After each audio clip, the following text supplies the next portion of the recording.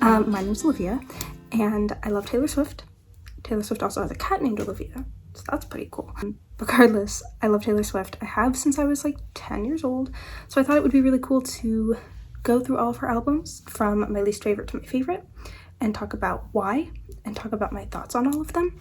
So that's what I'm gonna do today. This was really hard to do. It was really hard to pick the order because I love all of her albums so truly. Like, I can listen to every album from beginning to finish with nothing but joy and happiness in my heart. Like, she's so great. But I decided to do it anyway. So, as I will always say, this is all my opinion. This is all completely subjective. These are just, like, all of my opinions are opinions. They're based off of how I feel, how I experience these albums, my enjoyment levels. They're not based off of any, like, objective facts about music. Like, these are my feelings. So people disagree, that's okay, that's expected, because we all have different tastes and we all experience art differently. Thumbs up.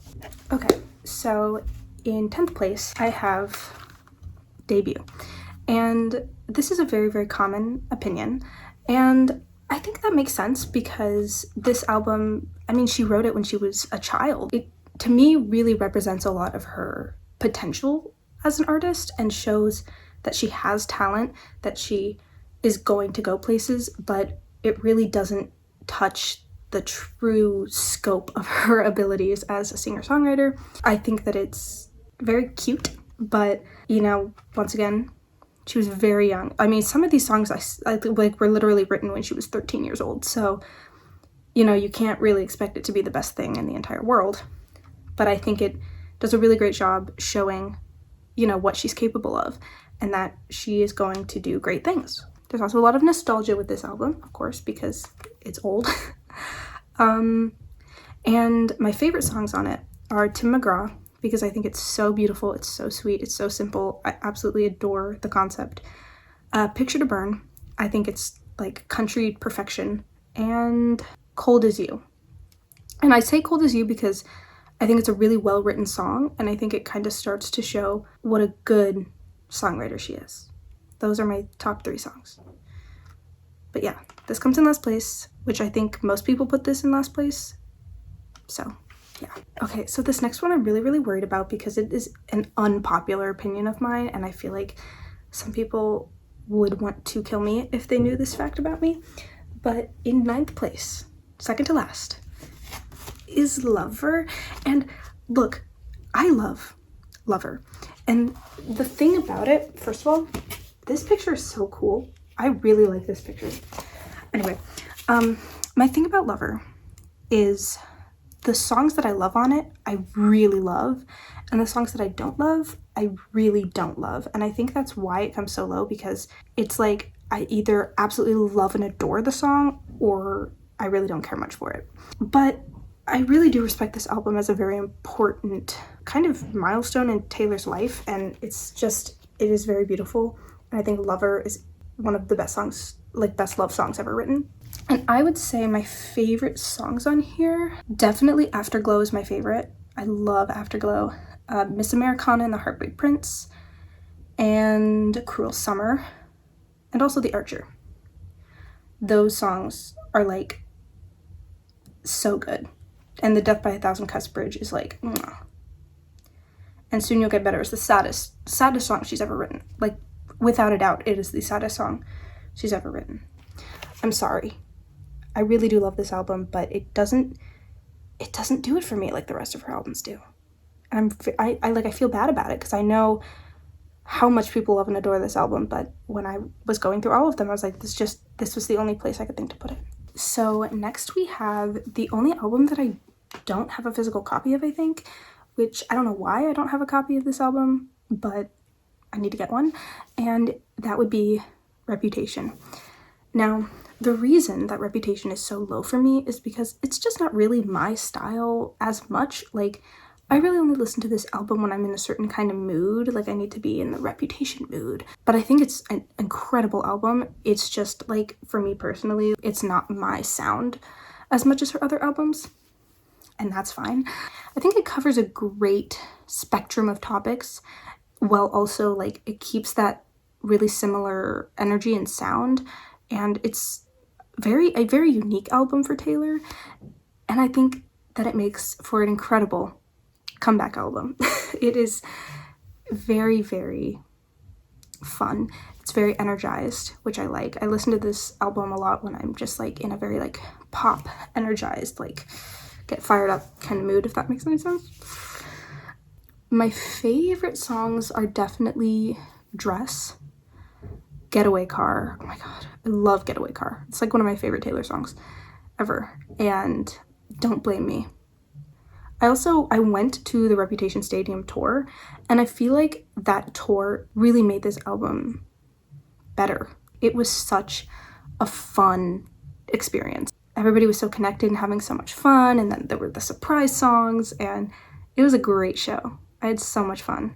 So this next album, I have higher on my list than a lot of people do. A lot of people put this in like 9th place, right by Debut, but I have Fearless. I have the original Platinum Edition vinyl. I put this higher than most people do, mainly because of nostalgia, because growing up, this was my favorite Taylor album. When I was like 11 years old, this album was like everything to me. I used to like cry to it and stuff, like really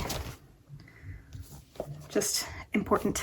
And while her writing was still young, I do think that there's a lot of improvements from the first one, and I think a lot of these songs are really, really emotional and vivid, and I just feel like each album shows even more progression and maturity from her. This album just makes me feel things, okay? And that is why I have this album in 7th place. And it's mostly nostalgia, I know, but whatever. My favorite songs are definitely The Way I Loved You, because that song is so good. You're Not Sorry, because I think it's so good. It's so well written. And Fearless. I really do like Fearless. And a lot of that is also nostalgia, because those are some of my favorite songs when I was a kid. But I love The Best Day. It makes me cry, because songs about family and stuff like that make me cry.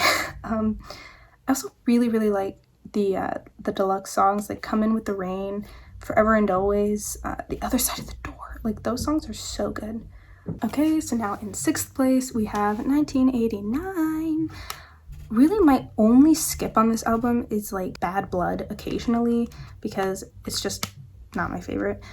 But I think this song is just like pop perfection. What I always felt with this album was that even though she had like full on switched to pop, she still kept it so her. Like, it's still so Taylor Swift, even though she was going in a heavily new direction with her sound. Also, I describe the writing on this album as like efficient, because all of the songs have that same like synth pop, like dreamy sound, but they're also unique and catchy and enjoyable in their own way. And I think that it's really, really impressive how she managed, like, the energy that she captures in this album, and the way that she's able to write great songs with great lyrics, with great hooks, while also keeping the same, like, I believe she called this album sonically cohesive, which I could not agree more with. Like, I don't think she could have done switching to pop any better, honestly.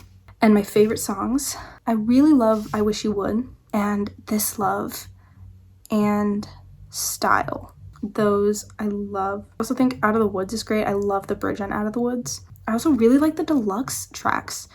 I think You Are in Love should have made the cut. It should have made the cut. And next we have Red. In case you can't tell, I am including like all of the Taylor's versions and the originals just in one. This album has so much to it. I really like it. I think this really shows the scope of her ability. She writes some really mature, very emotional, heart-wrenching songs, but she also has like 22. My main critique of this album is that 22 follows All Too Well. Like, that is a very uncomfortable transition.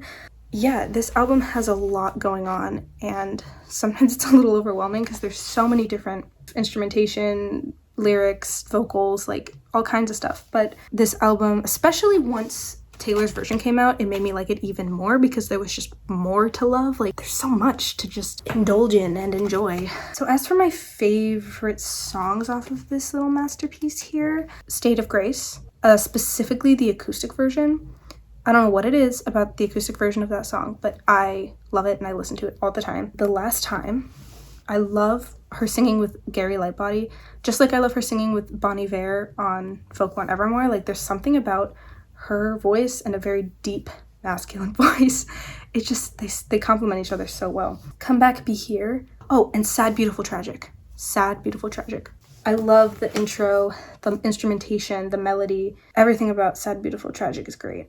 Like, there's so many songs. It's like Treacherous, The Moment I Knew. I think The Moment I Knew is so sad and it's so real and it's so like, it's like a punch in the face. It's like, ugh. Next, in 4th place, we have Midnights. Now, I feel like people might disagree with me on this, but Midnights really blew me away, and I don't know if it's even objectively one of her best albums, but for me, I just enjoy it so much. Like, I just love listening to this album so much. Even though it came out at the end of the year in October, my top 2 songs on Spotify were songs off this album because I listened to them so much just in like the 2 months that this album was out. I really love it. I love everything about it. It's very, very dreamy. I love the visuals, like the 70s soft everything. I love the color palette. I love the way that the lyrics in the songs correlate with those aspects. I also really like hearing her kind of go through different points of her life and just talk about all kinds of different topics and feelings and emotions. I think it's a really cool concept. I think this album is just so nice and it's so aesthetically pleasing, and that just really ties it together for me. My favorite songs, it's tough to list my favorite songs off this album. Well, okay, my top songs on Spotify were Midnight Rain and Lavender Haze, so I guess those have to be on there. Also, Snow on the Beach has really, really grown on me. The 3 AM tracks blow me away, and I wish that they could be on this CD. I really, really I think that Glitch is criminally underrated. I could go on a whole rant about why I like Glitch, but also What If Coulda Shoulda is one of her best songs ever. I know that people might not agree that this is an album deserving of being so high up on my list, but I don't care because it makes me so happy to listen to. This is my favorite type of pop music, without a doubt. Oh, and the visuals are so good. I went through a whole 70s obsession a little while ago, so like I absolutely love the visuals because I have always really liked 70s era fashion, because you can't tell from all the freaking classic rock on my wall over here. In 3rd place, we have Speak Now. I have the tour DVD and CD, the deluxe CD, and the vinyl, because clearly this was my favorite album for a time. I love Speak Now. There are a lot of reasons why I love Speak Now. I think it is such a step up from her first 2 albums. I think it just shows such a growth in maturity and experiences, and it's much more deep and intense. And she wrote it all by herself. She wrote all of these songs on her own. No co-writers, which is so impressive to me, and I would do anything to go back in time and be able to go to this tour. But when this album came out, I was a young little child and was not dying to go to the tour like I am now as an 18-year-old. Like I said, it just has some of her most strong, hard-hitting songs that you just don't see on her first 2 albums. Like, I feel like I can really, really tell that she has grown up quite a bit. This album is just, it's great. Also, her vocals are insane during this era. I don't know if it's because she wrote all the songs herself, but all of these songs suit her voice so great. Yeah, my favorite songs on here are probably Dear John, Back to December, The Story of Us, Last Kiss, haunted, enchanted, the whole thing. This album has such a good vibe. I really like songs like The Story of Us, Better Than Revenge, Haunted. They have almost like rock, punk rock, like not like directly, but almost kind of the vibe, like a little bit of inspiration from that style, which I really like. Very, very emotional, very strong, both melodically and lyrically, like just very hard-hitting. Okay, so if you did the process of elimination, you will know that these two are left. And I am not even going to bother trying to put one above the other because they are sisters, they go together, they are tied at number one. In my Swiftie opinion, Folklore and Evermore are her best work, are just the best things she's ever made. These albums prove that she is a poet, that she is a masterful writer, and that she knows how to storytell. She knows how to express feelings. She has a wonderful vocabulary. These albums both completely and totally represent her fully as, like, they are art. They are art. The thing is that they take some time to adjust to because they're not super poppy and catchy and loud. They're very soft. They're very, like, indie, folky, alternative sounding, soft, melodic pieces, and I love that. I love that kind of music, but it does take a little bit longer. You have to kind of dissect the songs and you have to kind of get used to them. Where with some of her other albums, you know, there's the really catchy poppy songs that you can really quickly catch on to. These songs take some thinking. They take some sitting with, and I love that. But I know that it's not for everybody. Her storytelling is incredible on these albums. Her ability to use her own imagination. She writes a lot of stories that aren't about her life, aren't directly from her own experiences, but she still manages to tell them so well and so beautifully, and these are the best. These are the best. When Folklore first came out, I was like, what? And then I listened to it and I was like, what? Because before this was Lover, and so, you know, I was really confused. I was like, this is completely different in every way, and I was a little bit lost. And it took me a while to realize just how wonderful it is. So my favorite songs on Folklore are probably I love My Tears Ricochet, top tier songwriting. Mirror Ball, This Is Me Trying.